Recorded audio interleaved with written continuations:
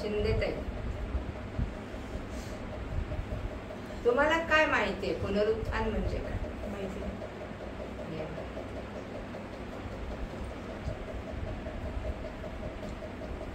देशपांडे ताई, पुन्हा उठला येशू, मरणातून पुन्हा उठला. मराठी शब्द आहे पुनरुत्थान.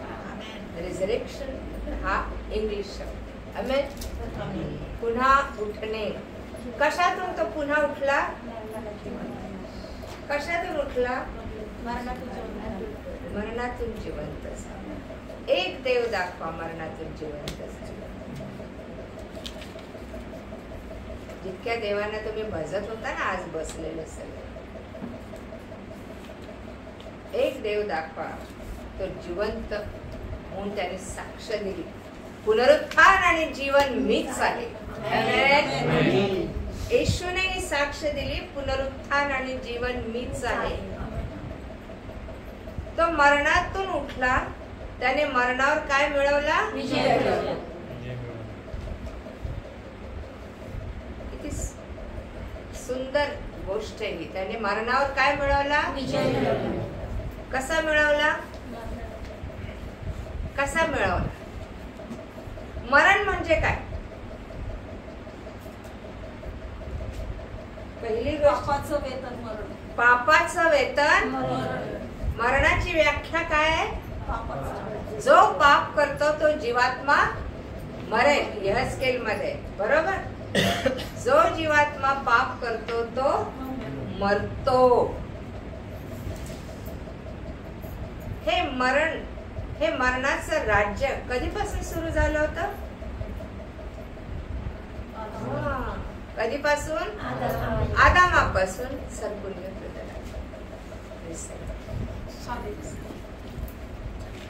हे मरणाचं राज्य कधीपासून सुरू झालं होतं? आदामापासून. हो ना? Praise God. आणि त्या मरणाच्या राज्यात आदामापासून नोहापासून आलेल्या सगळ्या पिढ्यांवर मरणाने राज्य केलं असं म्हटलं. आमेन. येशू कशाला आला होता? जीवन देण्यासाठी. आणि ते पण कसं? विपुल. बहुतायत से विपुल जीवन द्यायला आलं. आमेन. परमेश्वराने सांगितलं, आदामा ज्या दिवशी तू फळ खाशील त्या दिवशी खास मेलाच समज तू. आमेन. खास म्हणजे काय? खात्रीपूर्वक सांगितलं तू मेला. ते फळ खाऊ बऱ्या वाईटाचं ज्ञान देणाऱ्या झाडाचं फळ खाऊ नको.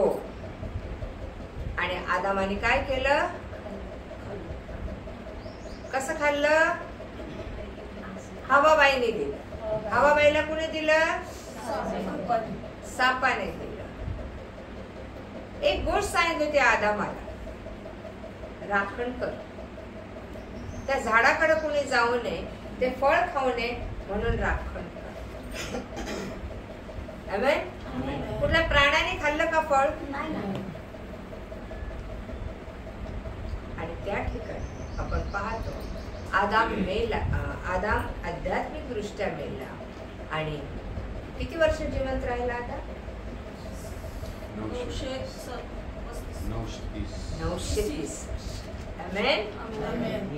शरीराने तो जिवंत राहिला, पण देवापासून त्याची विभक्ती झाली. देव सहवासापासून जेव्हा आम्ही दूर होतो, आम्ही मरणात जगत असतो. Praise God. तो देवापासून दूर गेला, तो अधिकारापासून दूर गेला, प्रकाशाच्या वस्त्रापासून दूर गेला, तो स्वातंत्र्यापासून दूर गेला. रेडीमेड जे त्याला खायला मिळत होतं त्या बागेमध्ये त्याच्यापासून तो दूर गेला. सगळे आशीर्वाद त्याचे काढून टाकण्यात आले आणि त्याला शिक्षा देण्यात. काय शिक्षा दिली? आता कष्ट कर आणि खा. आतापर्यंत मी तुला रेडीमेड दिलं, आता तू नग्न झालास, आता तुला तारणाची वस्त्र मिळणार नाही. त्यावेळेस दिली का देवाने? एक कोकरू कापलं आणि त्याचं चामडं त्यांच्या भोवती चर्म वस्त्र म्हटलेलं आहे, गुंडाळलं. त्यांनी कुठले चामड्याची वस्त्र, स्किन, कोकऱ्याची स्किन. आणि त्यांनी कुठले वस्त्र घातले होते ते स्किन घालणार कोकऱ्याचं वस्त्र घालण्याआधी अंजिराची पानं स्वतःच्या अंगावरती लपेटली. आमेन. आम्ही पण आज तसेच लपेटलेले आहोत. अंजिराची पानं वाळून जातात, मग आमचं आध्यात्मिक जीवन कुठंतरी वाढलं.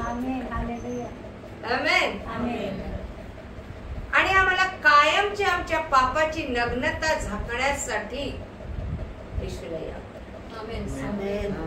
आम्ही मरणात जगत होतो, म्हणजे आम्ही उघडे होतो, आम्ही नग्न होतो. हे माहित आहे. आदाम हवा पण नग्न होते, पण परमेश्वराने कशाने झाकलं होतं त्यांना? प्रकाशाची वस्त्र होती त्यांच्यावर. आमेन. म्हणून त्यांचं पाप, त्यांची नग्नता, त्यांचं वाईट पण काहीच दिसत नव्हतं. आणि परमेश्वराची इच्छा होती की वाईट ह्यांच्यात काहीच येऊ नये. आमेन. बघा, द्राक्ष खाल्ले तर काय होतं? आपल्यासारख्यांना खाल्ले वाटीवर द्राक्ष, थोड्या वेळाने काय होतं? खोकला येतो, सर्दी होते, कफ होतो. काही फळांचं अलर्जी होते है ना. तसंच त्या फळाची अलर्जी होते. ते फळ खाऊ नको, ते त्रास देईल तुला. आमेन. येते का लक्षात? आणि त्या फळामुळे त्या एदेन बागेत किती झाडं होते? 2 पुष्कळ झाडं होते. आणि मध्यभागी जीवनाचं झाडाचं फळ विपुल खात होते, पण बऱ्या वाईटाचं खाऊ नको आज्ञा मिळाली. एक जीवनाचं झाड होतं, एक मरणाचं झाड. आणि मरणाच्या झाडाचं फळ खाल्ल्याबरोबर काय झालं? लग्न झालं.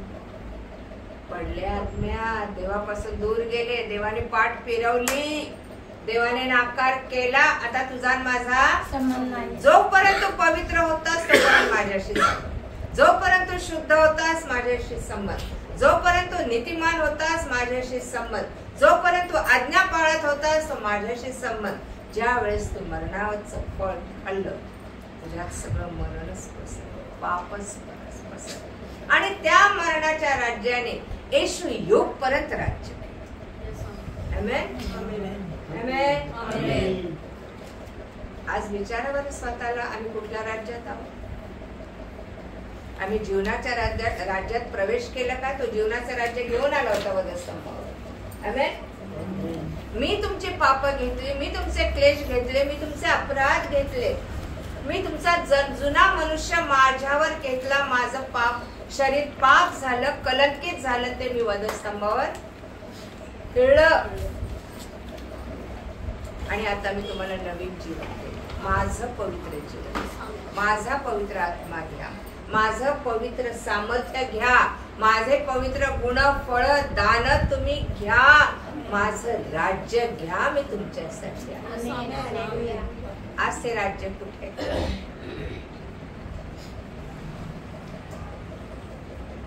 येशू उठल्यानंतर काय केलं त्याने? काय केलं? कुठे गेला? कबरेतून बाहेर आल्यावर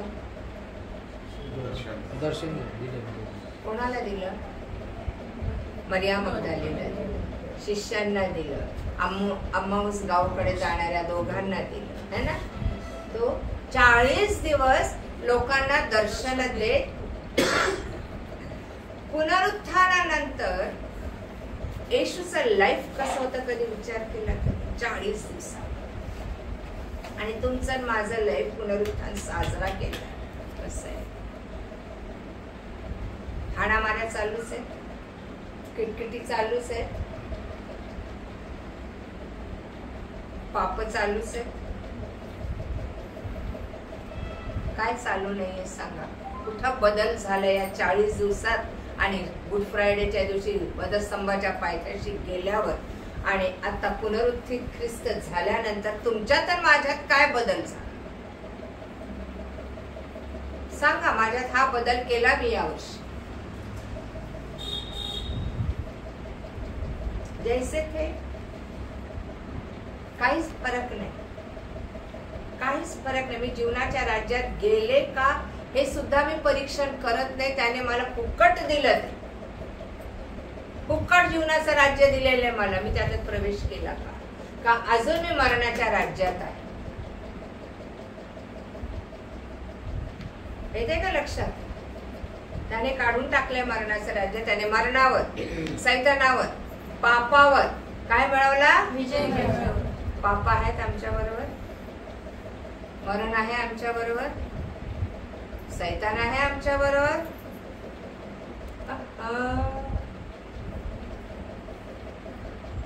आपलं परीक्षण आपण करायचं. मी काय सोडलं, मी काय घेतलं? त्याने तर माझ्यावरचं मरणाचं राज्य काढून. मरण त्याला पसंत नव्हतं. मरणाच्या ताब्यात तो राहणारा नव्हता. तो कबरेच्या ताब्यात राहणारा नव्हता. तो जिवंत देव होता आणि तो कधीच न मरणारा देव. Praise God. आणि ज्यावेळेस तो उठला, पुनरुत्थित झाला, कुठं गेला तो? शिष्याकडे गेला. कुठेही प्रूफ दाखवायला गेला नाही तो. शास्त्री, परुषी, धर्मगुरु, रोमी सरदार, अधिकारी की मी उठलोय, बघा मी उठलोय. त्याला गरज पण नाही वाटली. पुनरुत्थित जीवन पास्ट कडे बघत नाही. आमेन, आमेन. नवीन जीवन, बदललेलं जीवन जुन्या गोष्टीकडे लक्ष लावत नाही. लोटाच्या बायकोला सांगितलं होतं मागं वळून तुझं जे जळतंय, जे गेलंय, ज्याच्यावर अग्नी पडलाय तिथं बघू नकोस, पुढं बघून चाल. बाईनी गरकन मान वळवली. कसं जळतंय हे बघायला नाही. माझं सगळं तिथं होतं. संसार, घरदार, माझे जावई. आज्ञा ती आज्ञा. आमेन. जाता जाता सदोमा गमोरा पेटला, विध्वंस होतय. अग्नी आणि गंधरस उतरून येते. गंधक खालनं पेटलं, वरनं पेटलं. सांगितलं मागं वळून बघू नका, सरळ जा, पुढं पळा पळा पळा. बाई मागं होती आणि बाईने वळून बघितलं आणि 4 जण सुटले होते तिथे. 2 मुली, आई वडील. वडील आणि मुली वाचले. आई मिठाचा खावा. जाता जाता यहूदा इस्करियोत मागं पडला. करेक्ट. तारण होता होता, सुटका होता होता येशूला धरून दिलं. त्याला वाटलं काय सुटल येशू. येशू कोण होता हे त्याला माहित. तो देवाचा पुत्र हे त्याला माहित होतं. त्याने चमत्कार केले हे त्याला माहित होतं. तो देव आहे हे त्याला माहित होतं. जाता जाता तो आत्महत्या केली. तारण होता होता. आमेन. जर देवाच्या सानिध्यातले लोक इतके पडू शकतात, तुम्ही मी किती अलर्ट, किती सावध, किती जागृत राहायला पाहिजे. आम्ही ते सोडून जगातल्या गोष्टीत इतकं रमतो, जगातल्या उचापतींमध्ये इतकं रमतो, जगातल्या भांडणात, किरकिरीत, किटकिटीत इतकं रमतो की आम्ही देवाचं राज्यच विसरून जातो. आमेन, आमेन. काय मी मरणात आहे का? तो उठलाय. मी उठले. मी उठले असेल तर मला माझ्या कुटुंबाला उठवायचं. आमेन. मला माझ्या पत्नीला उठवायचं, माझ्या लेकरांना उठवायचंय, त्यांच्या माझ्या बरोबर असणाऱ्या माझ्या नातलगांना उठवायचं, माझ्या वैऱ्यांना त्याच्यात आणायचंय देवाच्या राज्यात. आमच्या वैऱ्यांचा नाश नाही आम्ही ठरवायचा. त्यांनी छळलंय ना मला, त्यांचं बघा काय होईल. त्यांचं काही होऊ देऊ नको. जसं मी देवा तुला छळत असताना तू माझ्या पापांची क्षमा करून मला शुद्ध केलं, आता ते मला छळतात तर मी पण क्षमा करणं भाग आहे. Praise God. येशूने मागं वळून पाहिलं नाही. मला कुणी त्रास दिला, मला कुणी चपडाका मारल्या, माझ्या तोंडावर कोण थुंकलं, माझ्या गालावर कोणी मारलं, मला कोण बालजबूल म्हणालं, कोण मला भूत म्हणालं, कोण मला अशुद्ध आत्मा लागला, माझ्या हातापाय खिळे ठोकले, माझी निंदा नालस्ती केली, माझे केस ओढले, उपटले, माझ्या शरीराची लक्तर केली. सोडून दिलं. पुढे आला, शिष्यांकडे आला, भयभीत झालेल्या शिष्यांना म्हणाला तुम्हाला शांतीच. Praise God. माझे शिष्य बिथरले, घाबरले. आईकडे गेला नाही, भावांकडे गेला नाही, गणगत शोधले नाही. मरियाला हे नाही म्हणाला माझ्या आईला जाऊन सांग मी उठलोय. कोणाला जाऊन सांग? माझ्या भावांना जाऊन सांग. पुनरुत्थानानंतर येशू शिष्यांना काय म्हणतो? माझ्या भाऊ म्हणतो. आमेन. आधी ते शिष्य होते, आता ते देवाचे भाऊ झाले. कोण माझे भाऊ? ते माझ्या पित्याच्या इच्छेप्रमाणे करतात. तीच माझी बहीण, तोच माझा भाऊ, तीच माझी आई. Praise God. Hallelujah. शिष्य घाबरून बसले होते नाही का? हं? कोणाच्या भीतीने? यहुद्यांच्या भीतीने. बापरे त्याला टांगलं तर आपल्याला हे टांगलं है ना? आज ती परिस्थिती चालली. येशूचं नाव घेणाऱ्यांना काय करत राहिले? मारहाण करत राहिले, जेलमध्ये टाकत राहिले. येशू आला कारण येशूला त्यांची गरज होती. येशूला माहित आहे पित्याशी यांचा समेट करून दिलाय. आमेन. आणि हे माझे काम करेल. हालेलुया. त्यांच्याकडे येशूचं काम बंद पडलं का पुनरुत्थानानंतर? झालं. तो पूर्ण झालं. पूर्ण काय झालं? त्याचं मिशन पूर्ण झालं. आमेन. पातक्यांसाठी मरण्याचं मिशन पूर्ण झालं. आमचं कुठलं मिशन पूर्ण झालंय आतापर्यंत? मेल्यावरच मिशन पूर्ण होतं का? सांगा. तुमचा विश्वास पाहिजे मी देवासाठी काय केलं. हालेलुया. देवासाठी आपण काय करतो आणि देवाने काय सांगितलं. येशू त्यांच्याकडे आला आणि येशूने त्यांना म्हटलं तुम्हास काय असो. आणि मग आपले हात आणि कूस दाखवली आणि असं म्हटलं शिष्यांना काय झाला? अरे चा आपला बॉस आ गया. आपला गुरु आला. किती आनंद झाला त्यांना. आमेन. किती धैर्य आलं त्यांना. आणि मग येशूने काय केलं? बसा बसा, आज मोठा दिवस है नहीं का? आज का दिन सेलिब्रेशन करेंगे. तो थोड़ा सा बिरयानी खाएंगे. जा रे पेत्रसा, मासोळ्या धरल्या असतील तर आण, किंवा कोणाला तरी कोकरू मेंढरू कापून सेलिब्रेट करायला सांगितलं असतं. काय केलं? काय केलं त्याने? आपल्या मनात आलं असतं की नाही आपल्या प्रत्येक आनंदात आपण असं सेलिब्रेशन करतो. बर्थडे असो,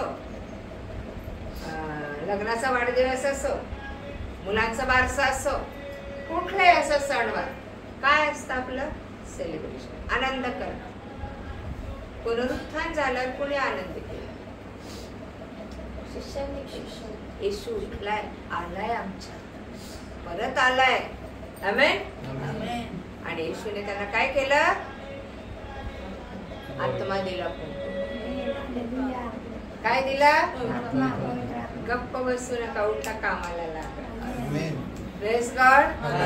पुनरुत्थानानंतर त्याचं काम बंद पडलेलं नाही. तो लगेच पित्याकडे गेला नाही. त्याने इन्स्ट्रक्शन्स दिले सगळ्या लोकांना, शिष्यांना. आमेन. त्याने मरायच्या आधी मत्तयाच्या शेवटल्या अध्यायात काय सांगितलं? 28 आणि लास्ट वचन. संपूर्ण जगात जाऊन मत्तय कृष्णवर्तमान. जे काही मी तुम्हाला आज्ञा पिले ते सर्व त्यांना पाळण्यास शिकवा. जे काही मी तुम्हाला आज्ञा पिले ते सर्व त्यांना पाळण्यास शिकवा. आणि पहा, युगाच्या समाप्तीपर्यंत मी सर्व दिवस तुमच्या बरोबर आहे. आणि पित्याच्या पुत्राच्या पवित्र आत्म्याच्या नावात त्यांना आहे. 19व्या वचनात तेव्हा तुम्ही जाऊन सर्व राष्ट्रातील लोकांना शिष्य करा, त्यांना पित्याच्या पुत्राच्या व पवित्र आत्म्याच्या नावात बाप्तिस्मा द्या. आणि जे काही मी तुम्हाला आज्ञा पिले ते सर्व त्यांना पाळण्यास शिकवा. आणि पहा, युगाच्या समाप्तीपर्यंत मी सर्व दिवस तुमच्या बरोबर आहे. मत्तयमध्ये जाताना मरण्याच्या पूर्वी येशूने शिष्यांना काय सांगितलं? मी मेल्यावर काय करायचं तुम्ही? जे मी तुम्हाला आज्ञा दिलं ते जाऊन लोकांना शिकवा. काय करा? तुम्ही शिक्षक व्हा. सेकंड थिंग, पिता पुत्र पवित्र आत्म्याच्या नावाने. आणि तिसरी गोष्ट, जे काही मी तुम्हाला आज्ञा दिली ते सर्व त्यास पाळावयास शिकवा. पहिलं काय सांगितलं मग? 19 वचन. सगळ्यात पहिल्यांदा त्यांनी सांगितलं की स्वर्गात आणि पृथ्वीवर सर्व अधिकार मला दिलेला आहे. तेव्हा तुम्ही जाऊन सर्व राष्ट्रातील लोकांना शिष्य करा. शिष्य करा. सर्व राष्ट्रातील लोकांना काय करा? शिष्य करा. कोणाचे शिष्य? येशूचे. शेखरांचे शिष्य, शेखर अंकलचे शिष्य. मग पॉल दिनाकरांचे शिष्य, येशूचे शिष्य. येशूचे शिष्य. आमेन. तुमच्या मिनिस्ट्रीज आणि माझ्या मिनिस्ट्री किती मोठ्या असल्या तरी आम्ही त्याचे सेवक आहोत हे विसरू नका. ही आज्ञा आपल्याला आहे. तुम्ही सर्व राष्ट्रात जाऊन त्यांना काय करा? शिष्य करा. पित्याच्या पुत्राच्या पवित्र आत्म्याच्या नावात त्यांना काय द्या? तिघांच्या नावात द्यायचे. पिता पुत्र पवित्र. बरं. 2:38 मध्ये पेत्रस काय म्हणतो? प्रेषित 2:38. पेत्र त्यांना म्हणाला, पश्चाताप करा व तुमच्या पापांची क्षमा व्हावी म्हणून तुम्ही प्रत्येक जण येशू ख्रिस्ताच्या नावाने बाप्तिस्मा घ्या, म्हणजे तुम्हाला पवित्र आत्म्याचे दान प्राप्त होईल. आमेन. कोणाच्या नावाने घ्या? येशूच्या नावाने. येशू ख्रिस्ताच्या नावाने. आणि तिथं काय सांगितलं? पिता पुत्र पवित्र. वेगवेगळे नाही, एकच. एकच आहे, प्रभू येशू ख्रिस्त. आमेन. आमेन. आता मार्क काढा. मार्कच्या लास्ट अध्यायामध्ये येशूने काय आज्ञा दिलेली मरायच्या आधी शिष्यांना? मार्क शुभवर्तमान याचा 16वा अध्याय आणि 15 पासून पुढे वरती. मग त्याने त्यांना हेडिंग सांगितले, वाचायचं. येशूची अखेरची आज्ञा. येशूची अखेरची आज्ञा. काय सांगितलं? मार्क 15 ना. हा. मग मार्क त्याने 16:15. मग त्याने त्यांना सांगितले की सर्व जगात जाऊन संपूर्ण सृष्टीला स्वार्थीची घोषणा करा. मग त्याने काय सांगितलं? मरायच्या आधी संपूर्ण सृष्टीला जाऊन स्वार्थीची घोषणा हा. करा.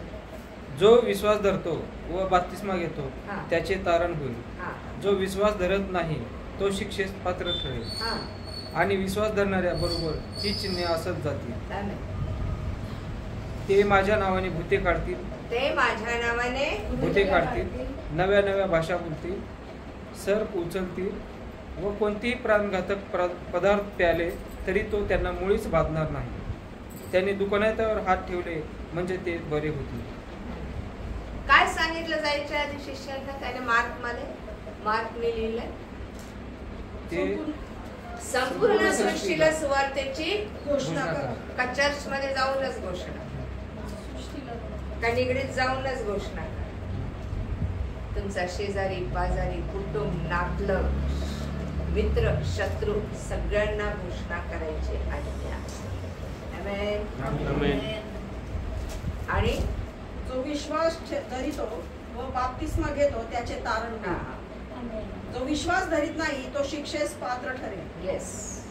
आणि विश्वास धरणाऱ्यांबरोबर ही चिन्हे असत जातील. आमेन. ते माझ्या नावाने भूते काढतील. किती गोष्टी आहेत त्या?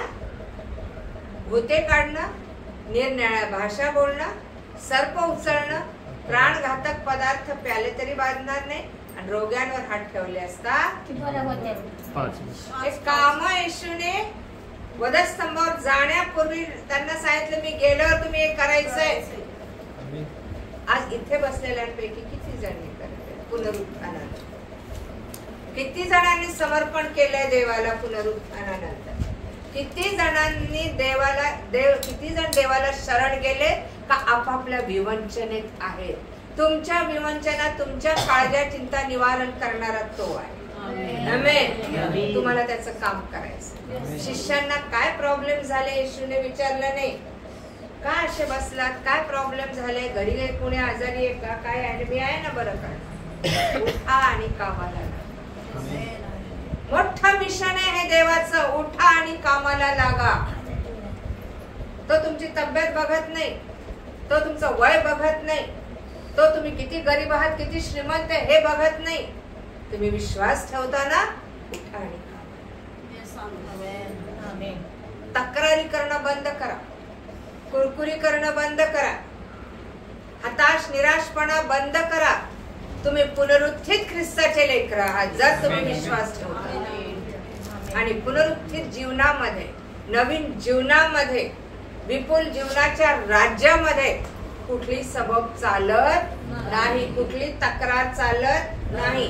तिथे काहीही रोग राई आजार दुखणे व्याधी पीडा विकार कुठलंही पाप त्या नवीन जीवनात नसतं. त्याला नवीन जीवन म्हटलेलं आहे, त्याला विपुल जीवन म्हटलेलं आहे, त्याला जीवनाचं राज्य म्हटलंय. आमेन. Praise God. हालेलुया. किती जण 5 कामं करत आहेत?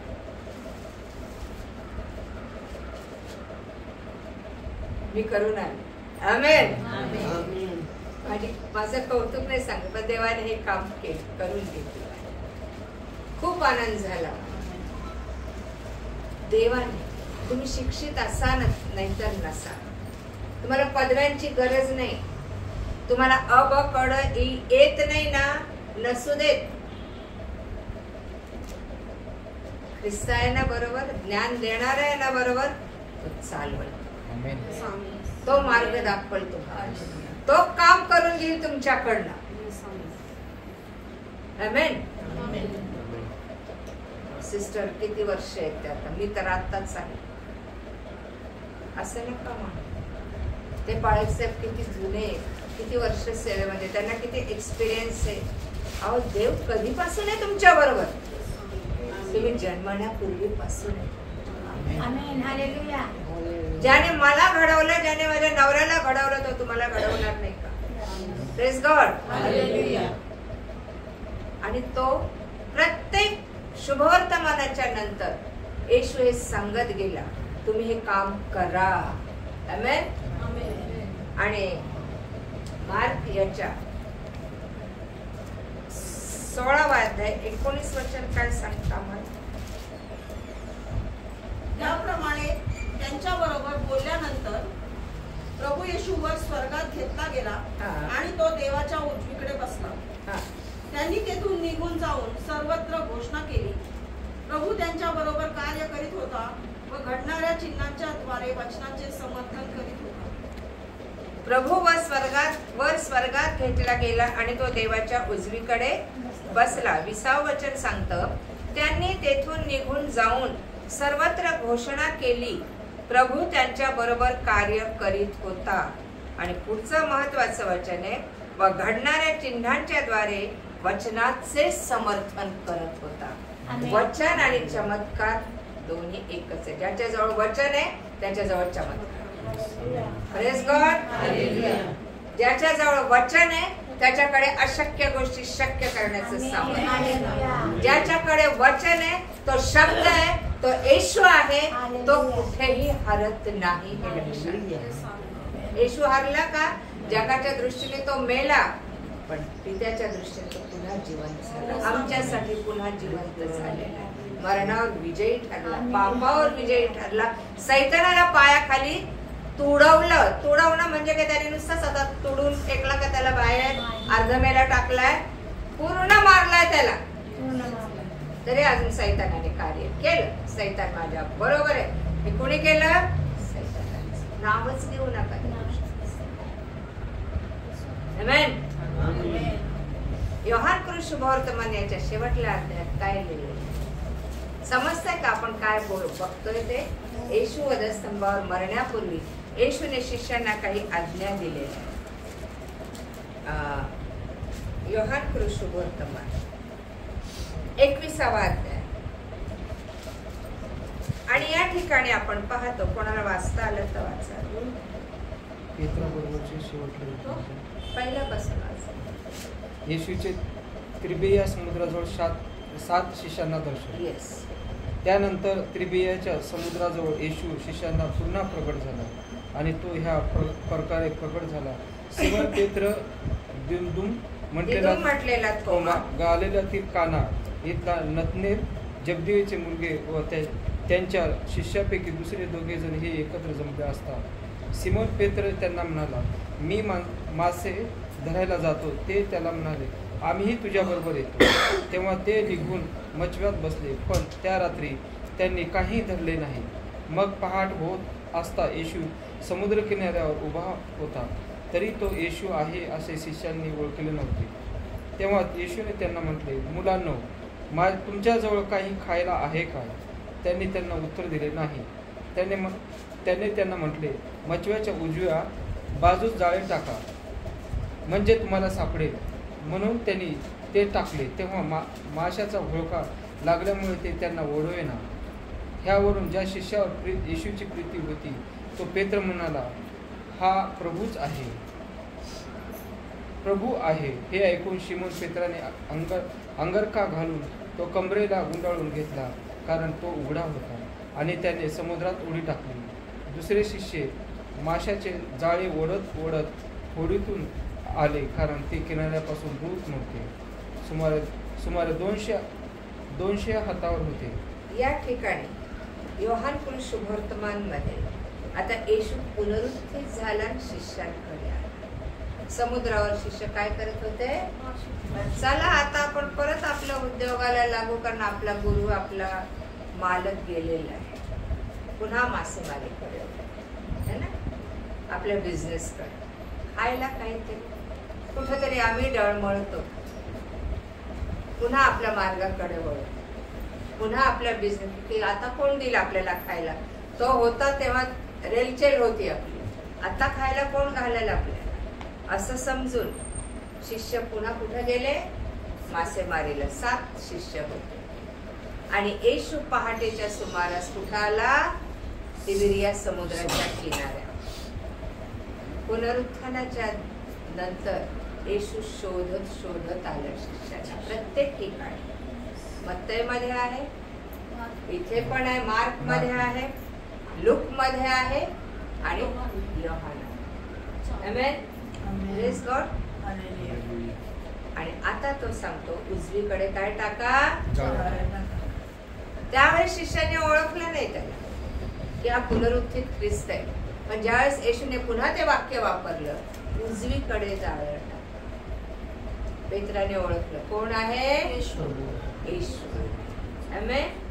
आणि त्यांनी ओळखलं येशू आलेला. घाबरले शिष्य. आणि या ठिकाणी आपण पाहतो की येशूने काय केले? त्यांना आत आपल्याकडे बोलावून मग किनाऱ्यावर उतरल्यावर त्यांनी कोळशाचा विस्तव आणि त्यावर घातलेली मासळी आणि भाकरी पाहिली. कोणी केलं होतं? शिष्याने मासळी, भाकरी आणि विस्तव पेटवला. येशूने विस्तव पेटवला, अग्नी. त्याच्यावर काय भाजत आहे? मासळी आणि भाकरी. आणि काय म्हणाला? येशूने त्यांना म्हटले, तुम्ही इतक्यात धरलेल्या मासळीतून काही आणा. शिमोन पेत्राने मछव्यावर चढून 153 मोठ्या माशांनी भरलेले जाळे किनाऱ्यावर ओढून आणले. तितके असतानाही जाळे फाटले नाही. येशू त्यांना म्हणाला, या न्याहारी करा. तेव्हा तो प्रभू आहे असे त्यांना समजले. म्हणून आपण कोण आहात हे त्याला विचारावयास शिष्यातील कोणी धजला नाही. येशूने येऊन भाकर घेतली व त्यांना दिली, तशीच मासळीही दिली. येशू मेलेल्यातून उठल्यावर आपल्या शिष्यांना प्रगट झाल्याची ही 3री वेळ. उठल्यावर काय केलं त्यांनी? अग्नी दाखवला, विस्तव आहे, मासळी आहे आणि भाकर आहे. आणि येशू म्हणतो, या आणि न्याहारी करा, नाश्ता करा. आमेन. आमेन. इतके दिवस येशू म्हणायचं, तुमच्याकडे काही खायला आहे का? मला द्या. पुनरुत्थानानंतर तो होतो माझ्याकडचं. आमेन. अग्नी हे पवित्र आत्म्याचं सामर्थ्य. मासळी हे काय आहे? आत्मा आहे. भाकर जीवनाची भाकर आहे. Praise God. खा. हालेलुया. आता तुम्हाला याची गरज आहे. आता तुम्ही हे खा, कारण मी आता नाहीये तुमच्या बरोबर. तुम्हाला पवित्र आत्म्याच्या सामर्थ्याची गरज आहे, तुम्हाला आत्म्याची गरज आहे, आणि तुम्हाला भाकरीची, येशूच्या शब्दाची, वचनाची गरज आहे. आमेन.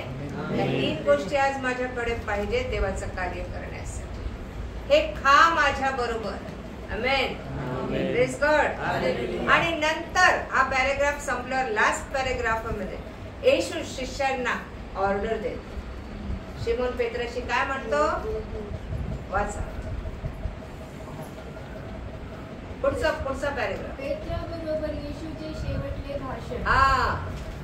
त्यांचे न्याहारी झाल्यावर येशूने शिमोन पेत्राला म्हटले, योहानाचे पुत्र शिमोना, यांच्यापेक्षा तू माझ्यावर अधिक प्रीती करतोस. योहानाच्या पुत्रा शिमोना, यांच्यापेक्षा तू माझ्यावर अधिक प्रीती करतोस काय? तो काय बोलला? तो त्याला म्हणाला, होय प्रभू, आपणावर मी प्रेम करतो हे आपणाला ठाऊक आहे. त्याने त्याला म्हटले, माझी कोकरे चाल. तू माझ्यावर प्रीती करतोस का पेत्रा? आणि पेत्राने किती वेळेस नाकारलेलं होतं त्याला? पेत्रालाच पकडले. तू माझ्यावर प्रीती करतोस? कारण तो म्हणाला होता मी याला ओळखत नाही. शापोच्चारण करून बोलला, मी त्याला जाणत नाही, मी त्याला ओळखत नाही. पण आता येशू त्यालाच, तू माझ्यावर प्रीती करतोस? तो म्हणाला, हो मी तुझ्यावर प्रेम करतो, पण माझी कोकरे चाल. माझी कोकरे. आमेन. फार महत्वाची गोष्ट त्याने सांगितली. पुढे पुन्हा दुसऱ्यांदा तो त्याला म्हणाला, योहानाचे पुत्र शिमोना, माझ्यावर प्रीती करतोस काय? तो त्याला म्हणाला, होय प्रभू, मी आपणावर प्रेम करतो हे आपणाला ठाऊक आहे. त्याने त्याला म्हटले, माझी मेंढरे पाळ. आमेन. कोकरे चाल. कोकरे म्हणजे कोण? नवीन नवशिके. आमेन. प्रभू मध्ये नवीन बालक. आमेन. त्यांना जास्त ज्ञान नाही, त्यांना चाल. आमेन. सेकंड परत विचारलं की तू माझ्यावर प्रीती करतोस का? तो म्हणाला, होय मी प्रेम करतो, तर माझी मेंढर पाळ. माझ्या मेंढरांकडे लक्ष दे, माझ्या विश्वासणाऱ्यांकडे लक्ष दे, सांभाळ कर त्यांचं. थर्ड थिंग, तिसऱ्यांदा तो त्याला म्हणाला, योहानाचा पुत्र शिमोना, माझ्यावर प्रेम करतोस काय? माझ्यावर प्रेम करतोस काय? असे तिसऱ्यांदा त्याला म्हटले. म्हणून पेत्र दुःखी होऊन त्याला म्हणाला, प्रभू, आपणाला सर्व ठाऊक आहे, मी आपणावर प्रेम करतो हे आपण ओळखले आहे. येशूने त्याला म्हटले, माझी मेंढरे चाल. आमेन. आमेन. कोकरे चाल, मेंढरे पाळ आणि मेंढरे चाल. चाल म्हणजे खाऊ खा, देवाचं वचन खाऊ खा. किती मोठं काम त्याला दिलं देवाने. कारण येशू म्हणाला होता, या खडकावर मी माझी मंडळी रचली. पेत्र खडक, बरोबर. पेत्रावर मंडळी रचना म्हणजे कशावर? जे जिवंत देवाने तुला प्रगटीकरण दिलंय, जो विश्वास तू दाखवला की तुम्ही जिवंत देवाचे पुत्र आहे. तुम्ही मला कोण म्हणून म्हणता? पेत्रस म्हणाला, तुम्ही जिवंत देवाचे पुत्र ख्रिस्त आहात. पेत्रा, तुला हे रक्त मांसाने नाही प्रगट केलं, हे माझ्या पित्याने प्रगट केलं. याच्यावर मी मंडळी रचीन माझी. आमेन. आरसी लोक काय करत राहे? काय म्हणतात? पेत्रावर मंडळी रचलेली आहे. पेत्राचं चर्च, सेंट पीटर्स, अंक नाही. तुम्हाला दिलेल्या सामर्थ्यावर, तुम्हाला दिलेल्या देवाच्या ज्ञानावर, तुम्हाला दिलेल्या पवित्र आत्म्यावर मंडळी, पित्याच्या प्रगटीकरणावर मंडळी रचली जाणार. Praise God. दान आम्हाला हवंय, मागून घ्या देवाकडे. प्रभू प्रगटीकरणाचं दान दे, सामर्थ्याचं ज्ञान दे, ज्ञानाचं दान दे. मला ज्ञान नाही, तुझ्या वचनाचं रहस्य गुस प्रगट कर. आणि तो देतो का? मी मागितलं. आणि तो देतो, फुकट देतो. त्यांनी दिलं म्हणून विश्वास ठेवा. Praise God. पेत्रा, माझ्यावर प्रीती करतोस? तुम्हाला आज तुम्हाला मला हा प्रश्न आहे आज आपल्याला. तुम्ही माझ्यावर प्रीती करता? प्रभू मी जीव देईल. आज बाई बोलल्या आम्हाला, मी तुमच्यासाठी जीव देईल. आम्ही जीव देशील तू आमच्यासाठी. माझ्या मेंढरांचं काय? किती आत्मे जिंकले, किती आत्मे जिंकले. येशूने आल्यापासून, बाप्तिस्मा घेतल्यापासून जी कामाला सुरुवात केली ती मरेपर्यंत आणि पुनरुत्थानानंतरही शिष्यांना शांत बसू दिलं नाही. जा आणि खा. कारण जगात पुष्कळ मेंढरं आणि कोकरं होती. त्यांना सांभाळणं, त्यांना चारणं, त्यांना लक्ष देणं हे तुमचं माझं काम आहे. आज तो पेत्राला नाही बोलत, तो तुम्हाला मला. हालेलुया. लुकाच्या, आपण लूक नाही बघितलं, लुकाचा शेवटला अध्याय पण एक वचन पाहू आपण, वेळ झालेली आहे. काय म्हटलेलं आहे? लूक ऋषुवर्तमानाचा शेवटला अध्याय, शेवटला म्हणजे 44 पासून. मग तो त्यांना म्हणाला, नाही 46 पासून. आणि त्याने त्यांना म्हटले, असे लिहिले आहे की ख्रिस्ताने दुःख सोसावे, तिसऱ्या दिवशी मेलेल्यातून उठावे आणि येरुशलेम पासून आरंभ करून सर्व राष्ट्रांना त्याच्या नावाने पश्चाताप व पाप क्षमा घोषित करण्यात यावी. तुम्ही या गोष्टीचे साक्षी आहात. पहा, माझ्या पित्याने देव केलेली देणगी मी तुम्हाकडे पाठवतो. तुम्ही स्वर्गीय सामर्थ्याने युक्त व्हाल तोपर्यंत या शहरात राहा. आमेन. काय सांगितलं त्यांनी? की आपली भविष्यवाणी सांगितली, मला धरून देतील, ख्रिस्ताने दुःख सोसावं, तिसऱ्या दिवशी मेलेल्यातून उठावं आणि यरुशलेम पासून आरंभ करून सर्व राष्ट्रांना त्याच्या नावाने पश्चाताप व पाप क्षमा घोषित करण्यात यावी. त्याच्या मरणाने सगळ्या राष्ट्रांना काय मिळाली? क्षमा. आणि तुम्ही या गोष्टींचे काय आहात? साक्षी आहात. माझ्या पित्याने देऊ केलेली देणगी मी तुम्हाकडे पाठवतो. तुम्ही स्वर्गीय सामर्थ्याने युक्त व्हाल तोपर्यंत या शहरात. पवित्र आत्मा आलाय, सामर्थ्याने भरला आणि काय केलं?